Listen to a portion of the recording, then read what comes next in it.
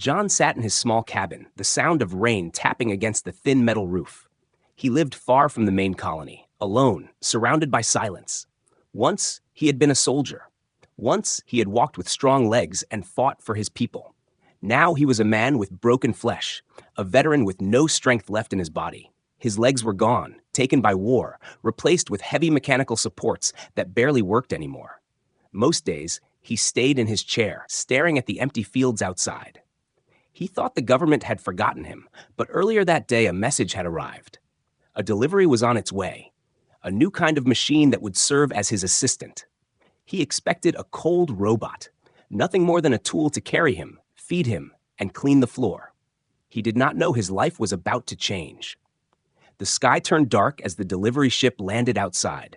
Dust blew in waves across the ground, and John wheeled himself to the door. His hands trembled, not from excitement, but from habit. He never trusted new machines. He watched as the ship's doors opened, and a tall figure stepped out. It was shaped like a human, smooth silver and black metal across its body. Two glowing eyes lit up the cabin porch. It moved with strange grace, not stiff like the service bots he had seen before. For a moment, John thought it was another soldier, but then he saw the mark on its chest, an insignia of the Alien Alliance. This was not just a human-made machine. The robot stepped forward, its voice soft and clear. "Unit Seraph 9, I have been assigned to your service." John frowned. He expected a voice of static, a flat tone with no feeling, but this voice carried warmth, almost gentle, almost human. The robot bent down slightly, scanning his chair, his body, his missing legs. The glowing eyes dimmed as if it was lowering its brightness to not blind him. John shifted uncomfortably, not liking how alive the machine seemed. He muttered, "Just do your job. That's all I need." Seraph 9 tilted its head, almost as if it was studying him. Then it moved forward and placed a metallic hand on the handle of his chair. John felt something that startled him. The metal was warm, not cold like steel. It felt almost like flesh. His heart gave a heavy thump, and he quickly pulled away. "Machines don't get warm," he whispered under his breath. But Seraph 9 said nothing. Inside the cabin, the robot began its duties. It lifted heavy crates with no effort, organized his supplies, and repaired the broken water pipe near the sink. Its movements were smooth, like a person who had done such work for years. John watched in silence, suspicion growing in his chest.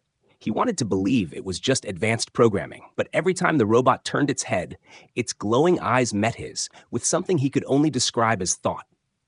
Later that evening, as the storm outside grew stronger, John struggled to move from his chair to the bed. His legs did not respond, and his arms were weak. He cursed under his breath, frustrated at his own helplessness. Suddenly, Seraph 9 was beside him, lifting him with careful strength. Not rough, not mechanical, but careful, almost protective. The way its arms held him felt practiced, too natural. John looked up and saw its faceplate glowing faintly, the light pulsing like a heartbeat. He wanted to ask questions, but his pride stopped him. He turned his face away and muttered, "Put me down." The robot obeyed, but before stepping back, it adjusted his blanket gently, almost like a nurse or a friend. John could not understand why this small act unsettled him more than anything else. As night deepened, the storm howled outside and John could not sleep. The cabin creaked, shadows flickered across the walls, and the sound of wind pressed hard against the glass. He opened his eyes and froze. Across the room, Seraph 9 stood still, its eyes dim, yet he felt its gaze locked on him. The machine was not powered down. It was watching him. John's throat went dry. He forced out a weak laugh, trying to calm himself. "Faulty programming," he whispered. But deep inside, he knew it was not a glitch. Machines did not stare with such intent. Hours passed. The storm faded. John drifted into uneasy sleep. When he woke at dawn, he found a tray of food waiting by his side. The robot stood silently near the window, looking out at the horizon as if it was lost in thought. John studied it carefully. He had seen countless machines in war, from war drones to battlefield medics. None of them behaved like this. None of them ever seemed alive. His mind began to turn with questions. Who had built this machine? Why was it sent to him, a forgotten veteran living in the middle of nowhere? And what was the strange warmth he had felt when it touched him? He tried to push the thoughts aside, telling himself he was just tired, just broken, and imagining things. But when Seraph 9 turned its glowing eyes back to him, John felt something he had not felt in years: fear mixed with curiosity. For the first time in a long time, he was not just waiting for days to pass. Something inside his life had shifted. He could feel it. And as much as he tried to deny it, he knew this robot was no simple assistant. It carried a secret, one that could change everything. And deep inside, John wondered if he was ready to face it. The next morning, John tried to convince himself that everything he felt last night was nothing.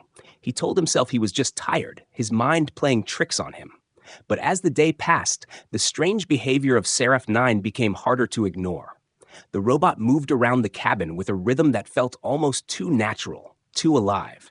It paused sometimes in the middle of its tasks, standing still as if lost in thought. John had seen robots before. They always moved with sharp precision, no hesitation, no pauses. But Seraph 9 seemed different, like it was thinking before every step. At breakfast, John watched as the robot prepared a simple meal. It cracked eggs, placed them on the hot pan, and even flipped them with a kind of ease that reminded him of his mother cooking long ago. That unsettled him more than anything. A machine should not cook with style. The smell filled the small cabin, and John felt both comfort and discomfort. When the plate was set in front of him, Seraph 9 tilted its head slightly, waiting. John frowned. "What are you waiting for?" he asked. The robot did not answer right away. Then, with a calm voice, it said, "I am waiting to see if you are pleased." John froze. He nearly dropped his fork. Machines did not care if someone was pleased. They did their job, nothing more. His hand trembled as he picked up a piece of egg and put it in his mouth. It was cooked perfectly. He stared at the robot. "It's fine," he muttered, trying not to show how shaken he was. Seraph 9's eyes glowed softly, and for a moment John thought it looked satisfied. He quickly looked away. Later that day, John rolled his chair outside to check the field. The soil had not been touched in months. His farm was dead, overgrown with weeds. He sighed, remembering how strong he once was, how he used to work with his own hands. Seraph 9 followed him silently, but when John's chair got stuck in the mud, the robot moved forward and gently lifted him free without being asked. Its hands were careful, almost tender. John felt the warmth again through the metal fingers, and his chest tightened. He pulled away quickly. "Don't touch me unless I say so," he snapped. The robot stepped back and tilted its head again, like a person hurt by sharp words. John told himself he imagined it, but the feeling lingered. He turned his chair around, trying to ignore the strange heat crawling up his neck. That night, things became stranger. John had trouble sleeping again, the weight of silence pressing down on him. He opened his eyes in the middle of the night and found Seraph 9 standing by the window. Its chest plate glowed faintly, pulsing like a living heartbeat. The light reflected against the glass, and for a moment it looked like the machine was alive, breathing in rhythm. John's mouth went dry. He whispered, "You're just a machine." But the words didn't feel true anymore. The next morning, John asked a direct question. "Why were you standing by the window all night?" Seraph 9 turned its glowing eyes to him and replied, "I was watching the storm." John narrowed his eyes. Machines don't watch storms. The robot was silent, as if unsure how to respond. That silence was worse than any answer. As days passed, more odd things happened. Sometimes, when John looked at Seraph 9 suddenly, he caught it staring at him before quickly turning away. Once, when he fell asleep in his chair, he woke to find a blanket draped over his shoulders. He knew he had not put it there. The thought of a machine showing care made his stomach twist. One afternoon, as John dozed near the fireplace, he was woken by the faint sound of humming. At first, he thought it was the wind, but then he realized it was coming from Seraph 9. The robot was in the corner, repairing a broken tool, and the sound was soft, like a tune someone hummed when they were at peace. John sat frozen, listening. He could not breathe. Machines did not hum. It was impossible. He decided to test it. "Where did you learn that sound?" he asked. The robot paused, its hands stilling on the tool. For a long time, it gave no answer. Then, in a quiet voice, it said, "It helps me remember." John's heart skipped. "Remember what?" he pressed. But the robot fell silent again, as if it had said too much. The more John watched, the more he felt something was hidden beneath the surface of Seraph 9. It was not acting like a servant. It was acting like someone trying to hide who they truly were. He could feel it. At night, when he turned off the lights, he sometimes saw its eyes glowing softly in the dark, never fully shutting down, always awake, always watching. One evening, when he was reaching for his cup, his weak hand slipped. The cup fell, shattering on the ground. He cursed, frustrated at his helpless body. Before he could move, Seraph 9 knelt in front of him and picked up the pieces. Its glowing eyes looked up into his face, and John could swear he saw sadness in them. Not programming, not a fake display, but real sadness. His chest tightened painfully. When the robot reached out to touch his arm, he pulled away again. "Stop it," he said, his voice harsh. But deep inside, he was not angry at the machine. He was angry at himself, for feeling that warmth, for sensing something alive where there should be none. Every day that passed, the mystery grew heavier. John told himself he didn't want to know the truth. But at the same time, part of him could not stop wondering. What was Seraph 9 really? Why did it act like a person instead of a machine? And why, whenever it touched him, did he feel something he thought was lost forever? Something human. The evening was quiet, only the crackling of the small fire breaking the silence. John sat in his chair, trying to read an old book, but his eyes kept drifting to Seraph 9. The robot was standing near the table, preparing the next day's supplies. Its movements were smooth and careful, almost too careful, like someone who wanted to be watched. John shook his head, muttering to himself that he was imagining things again. He forced his eyes back to the book, but then, out of nowhere, Seraph 9 froze. Its glowing eyes dimmed, and its arms stiffened in mid-motion. The jug of water it was holding slipped and crashed onto the floor.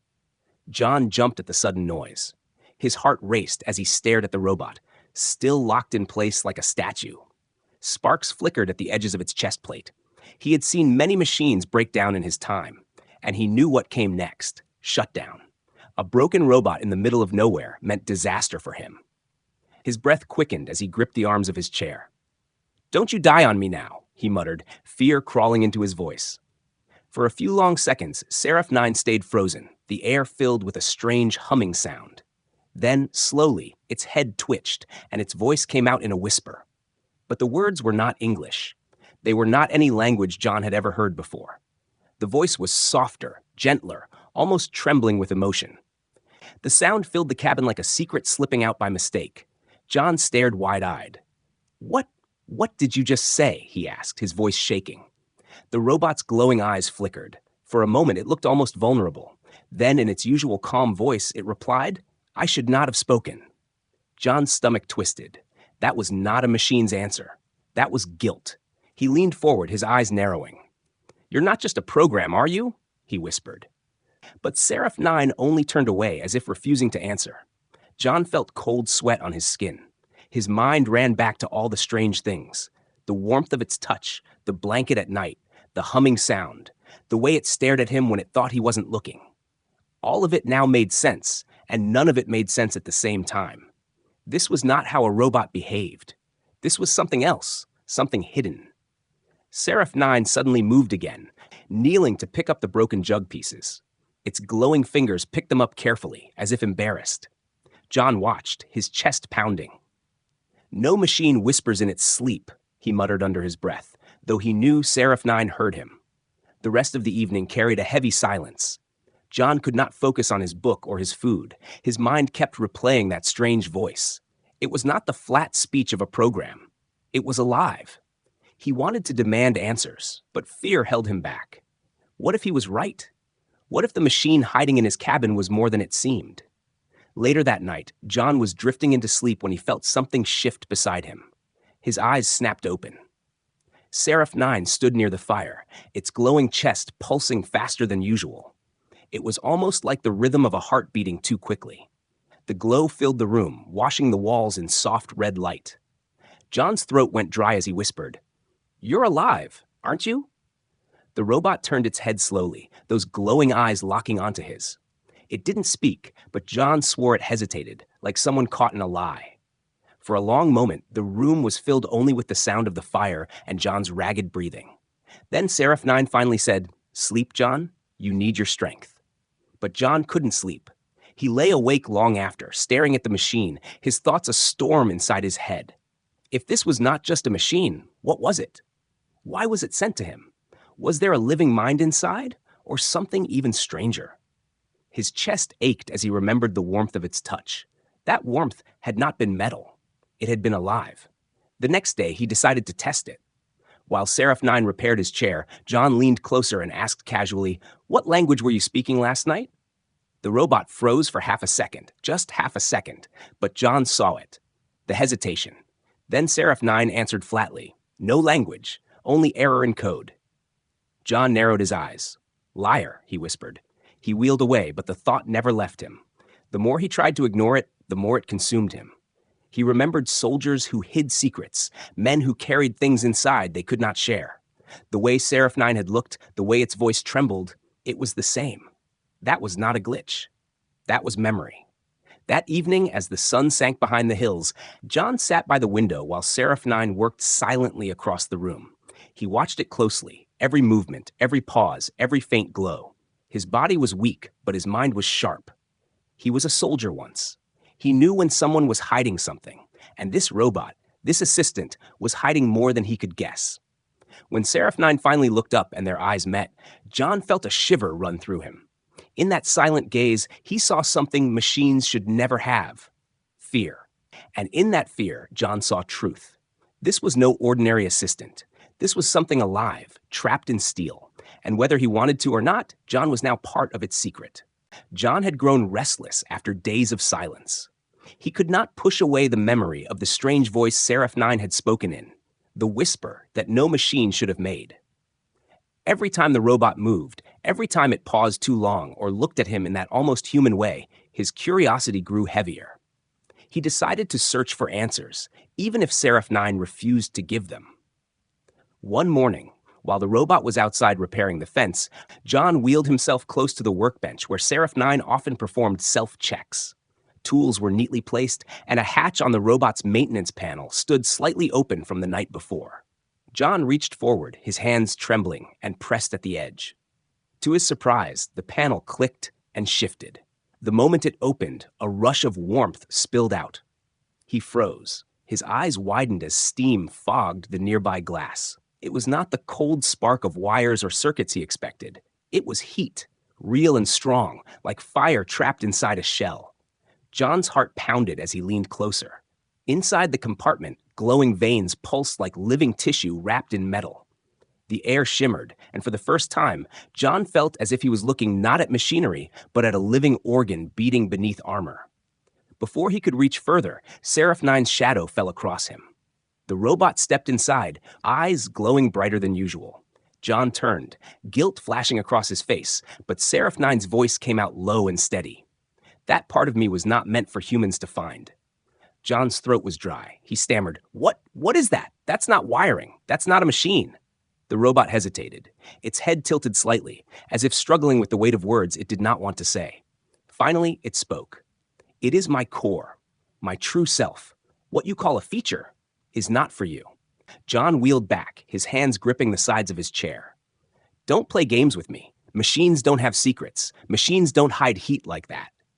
His voice shook between anger and fear. He had fought against alien enemies, seen strange technology, but nothing had unsettled him like this. Seraph 9 took a step closer, its chest plate glowing faintly. "If you knew the truth, you would not trust me." John barked a bitter laugh. "Trust? You think I trust you now? I wake up at night and you're standing over me like a ghost. You speak words no human understands. And now I find this." He pointed to the open hatch, the steam still rising. "Tell me what you are." For the first time, Seraph 9's voice broke, softer, almost pleading. "I cannot." The way it said those two words shook John more than any answer. Machines never pleaded. Machines never sounded afraid of themselves. He stared at the glowing veins inside the compartment, unable to look away. "That heat," he whispered. "It felt alive." Seraph 9 quickly closed the panel, locking it with a metallic snap. Its hands lingered over the surface, almost as if covering a wound. Then it turned away, shoulders heavy, and said nothing more. The rest of the day, John could not focus. His food tasted like ash, his book lay forgotten on the table. Every time Seraph 9 moved, he thought of the heat inside its chest, the warmth he had felt through its touch. It was not mechanical warmth. It was something else, something living. That night, John could not sleep. His mind replayed every moment. The humming he had heard, the blanket placed over him, the whisper in an unknown tongue. And now this. Proof that inside the machine was something more than wires and steel. He stared at Seraph 9 as it stood silently in the corner, its chest glowing faintly in the darkness. He whispered to himself, "You're not just a robot, you're hiding a soul." The next day, his suspicion grew heavier. He tested Seraph 9 again, asking questions about its design, its creators, its purpose. Each time, the robot gave short, flat answers. But John could see it, the way it paused before replying, the way its eyes dimmed slightly as if weighing the truth. At one point, John dropped a wrench on purpose near the open fire. The metal rolled dangerously close to the flames. Seraph 9 rushed forward, not with the blank reaction of a machine, but with urgency, almost panic. It grabbed the wrench with glowing hands, the heat from its body steaming against the cold air. John caught the look in its eyes then, not mechanical, but alive, full of something machines should not feel, fear of being exposed. That night, unable to hold back anymore, John spoke directly. "I don't know what you are, but I know you're not what they told me. No assistant comes with a heart that burns." Seraph 9 stood silent, the firelight dancing across its frame. For a moment, John thought it would finally confess. Its chest glowed brighter, the heat in the room rising. The machine knelt in front of him, its glowing eyes close to his face. For the first time, John thought he saw sorrow in them. But then, Seraph 9 whispered, "You should not have seen." John's heart thumped painfully. He could not look away. His fear mixed with something else, something he hated to admit. Curiosity, a pull. The warmth he had felt was no trick, and if Seraph 9 carried something alive within, then his loneliness, his emptiness, might not be as permanent as he believed. When he finally lay down, his body restless, he knew there was no turning back. The truth was there, glowing inside the machine, breathing heat into the cold night. And no matter what Seraph 9 wanted, John would uncover it. Because deep inside, he already knew. This was not a tool. This was not a servant. This was a being hiding behind steel, and its secret was burning brighter every day.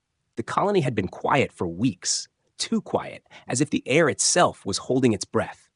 John had grown used to the silence of his cabin, the rhythm of Seraph 9's movements, the strange warmth that haunted him day and night.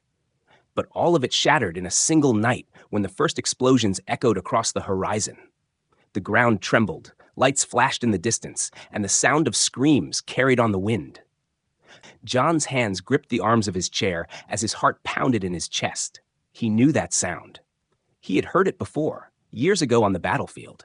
It was the sound of an attack. Within minutes, smoke rose above the colony, and the faint outlines of ships appeared against the dark sky. Alien raiders, pirates who scoured the edges of space for weak settlements, had come. John cursed under his breath. He had no legs, no weapon, nothing but memories of the soldier he once was. He thought it would be the end for him, a helpless man in a wooden cabin. But then Seraph 9 stepped forward. The robot's eyes flared bright, its chest glowing stronger than ever.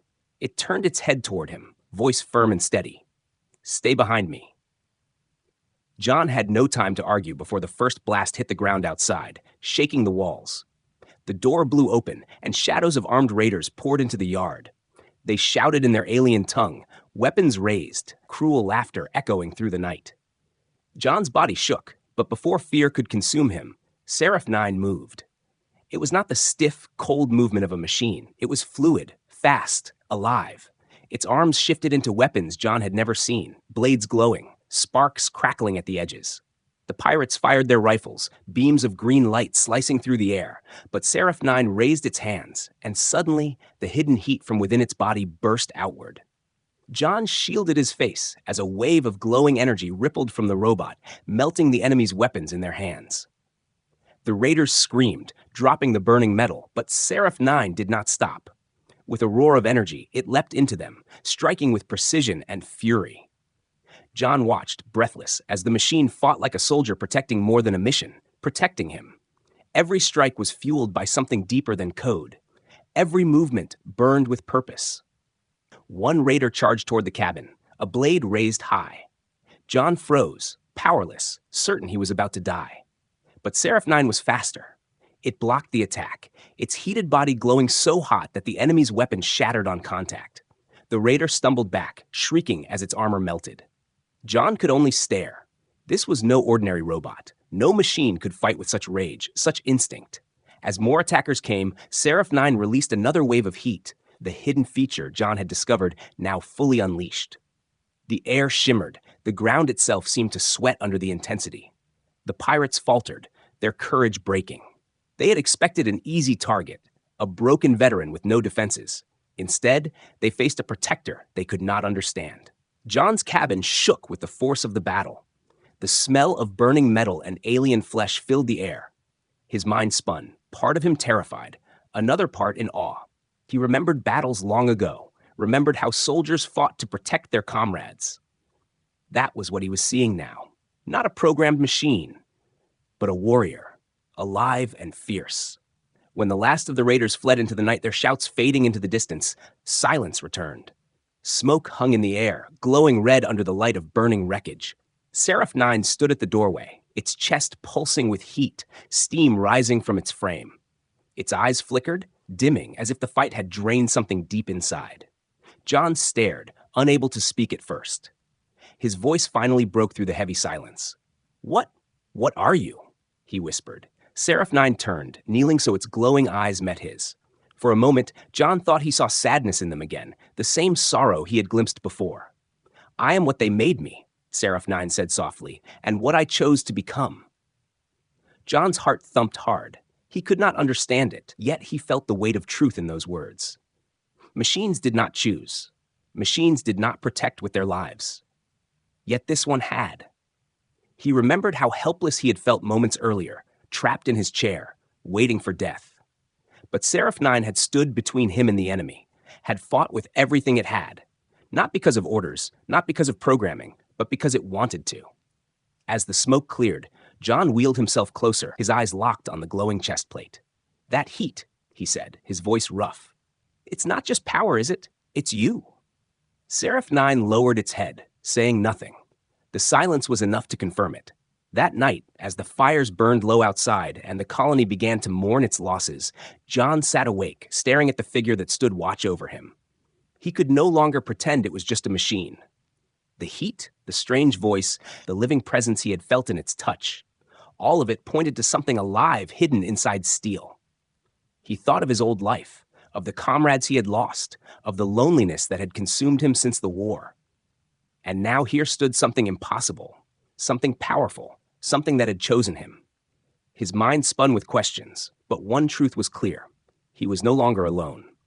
For the first time in years, John felt a spark inside himself too, a spark of hope, fragile but real. And as Seraph 9's glowing eyes kept their silent vigil, John whispered into the darkness, "Whatever you are, thank you." The cabin was still heavy with the smell of smoke from the battle. John had barely slept, his mind restless with everything he had seen. Each time he closed his eyes, he remembered Seraph 9 standing in the doorway, glowing like a living furnace, driving the raiders away. Machines didn't fight like that. Machines didn't protect with such rage and care.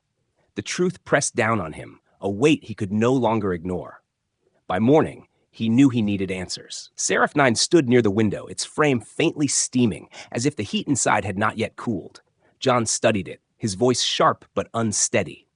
"You saved me last night. You fought like a soldier. That wasn't programming."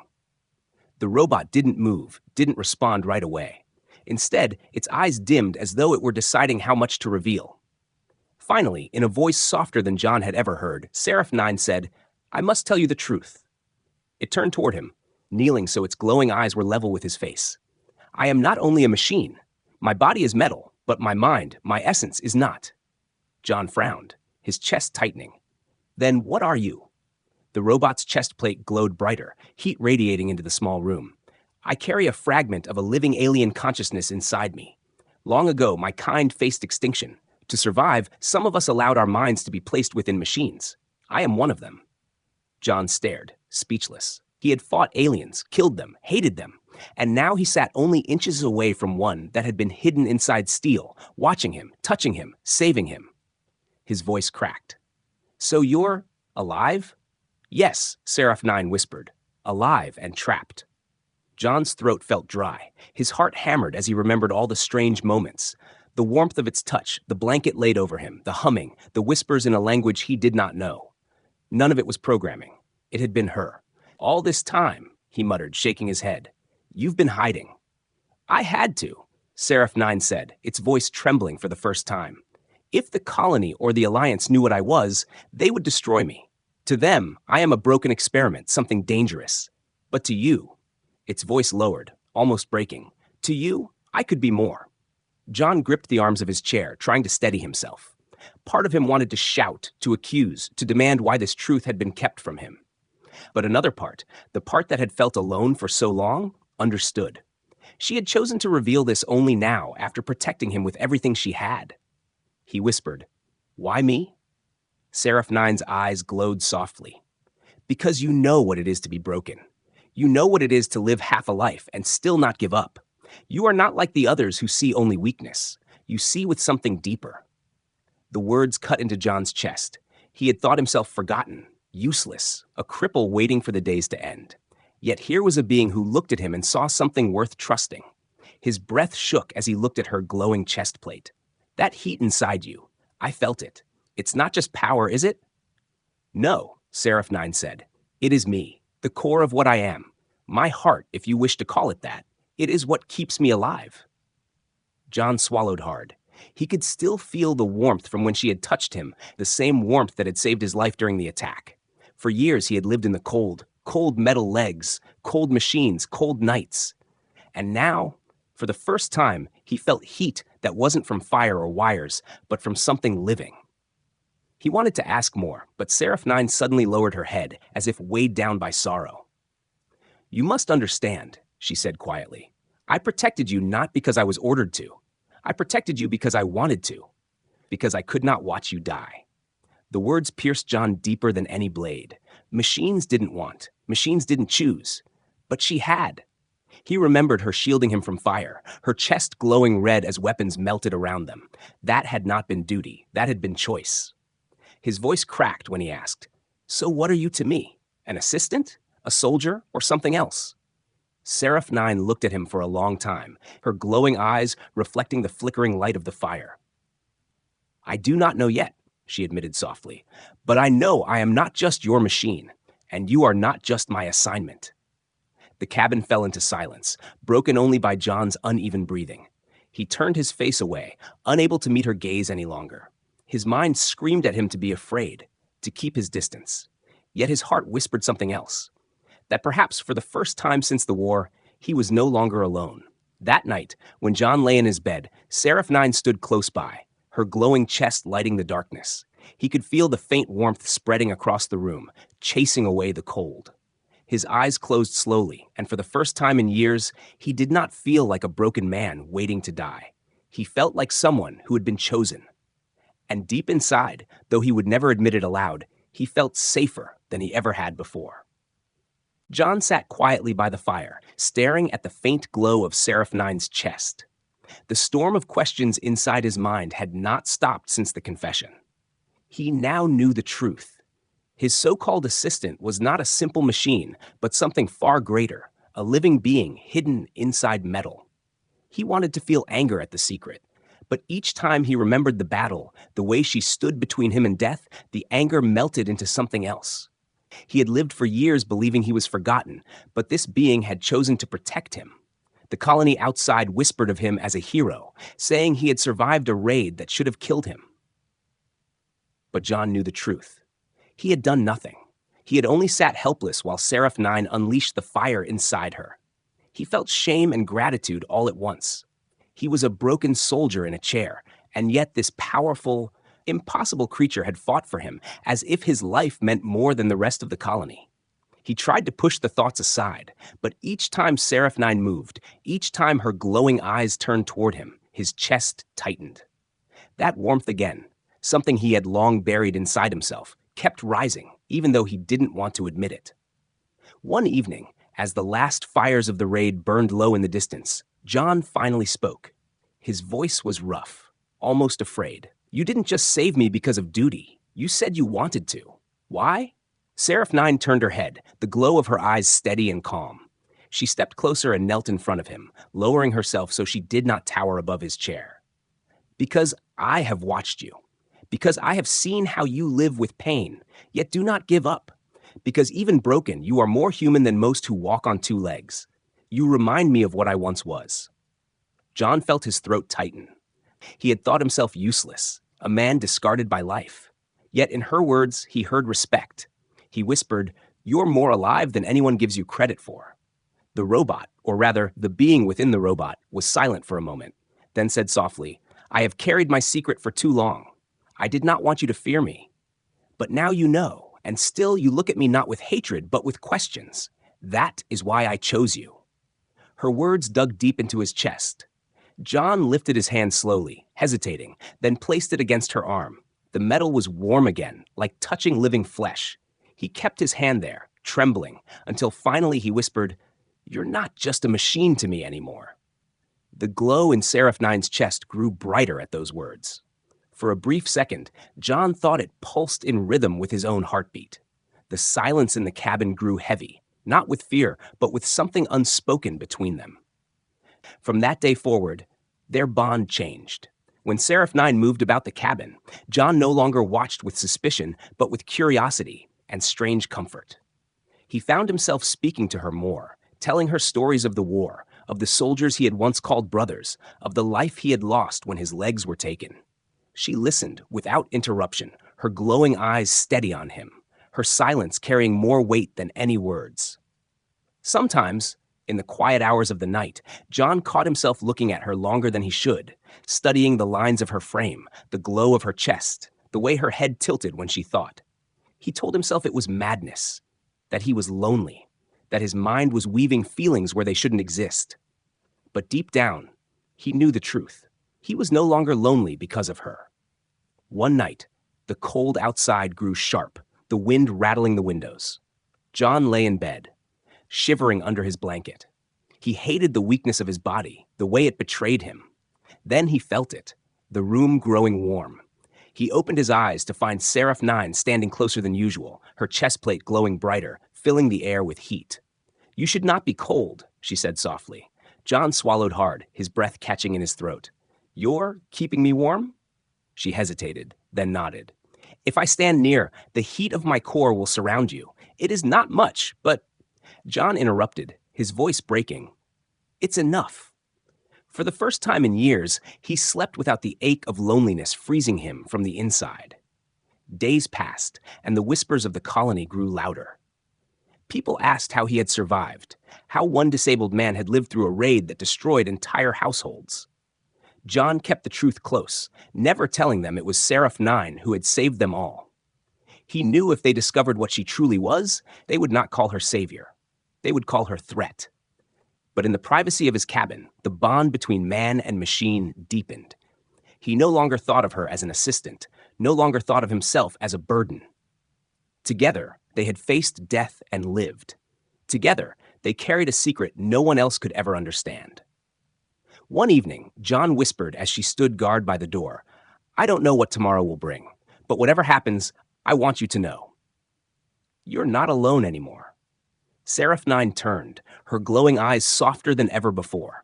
She stepped closer, knelt by his chair, and placed her warm hand over his. "And neither are you," she said quietly.